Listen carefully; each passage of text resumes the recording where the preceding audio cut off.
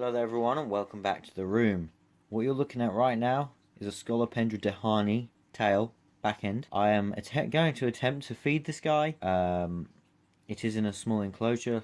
If you saw in the last video, it's still in that one. So it is quite a low enclosure. I will have to be very careful when feeding this just in case it bolts out. To do so, I have multiple things. If you look behind here, I have got a couple catch cups. I've actually got two here without the lid. So what I'm going to do, I'm going to hopefully scoop it up and plop it back in really fast. I also have a larger net. Worst case scenario, it gets out on the floor.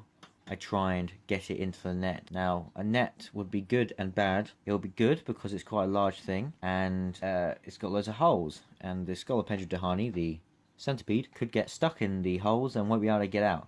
So, in a way, it's sort of a secure method of catching them. I would not tell people to do this method.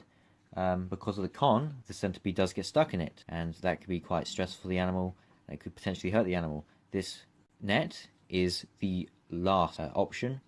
I would remove my shirt and attempt to scoop it up with my shirt before I go to this net. So I would not recommend doing this. It's just a precaution, kind of like how guns are in the zoo. They don't use them, but they're there just in case. So, there we go. This is the Vietnamese yellow-legged centipede, Scolopendra dehaani. It also has a couple other common names, which is why I introduced it with its scientific name. I don't like common names too much. Loads of things are named the same thing. It's very confusing. So what I'm going to feed it today is a locust. I'm just going to pop it in here and hopefully it will eat it.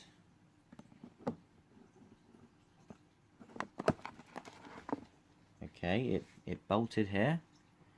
I'm going to show you guys what's happened. This is the centipede. This is the locust. Just use the glass. It's very difficult getting into this thing to clean it.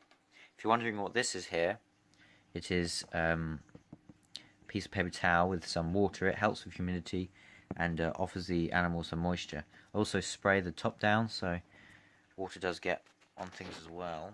So the centipede is over on your far left, and then there is the locust. Hopefully the centipede realizes it is in its enclosure and will attack. I'm going to put it again very...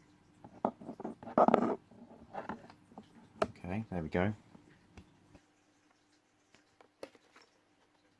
There we go. Let's round this end here. Don't know if you can see that. But this species, what it does is it basically grabs the food with its front legs and penetrates the head or anywhere in the body of the animal. In this case it is straight in the head. I'll try and get a better view of this. Now it's actually eating. I could probably safely take this off. I'm doing the Steve Irwin tactic. He did this with reticulated pythons with giving birth. They get distracted so they can go in and do stuff as well as when they're feeding. They can do stuff, so hopefully it won't bolt out, but there we go. You can see the fangs there. Okay, so I'm going to close it here now. It's getting kind of gruesome.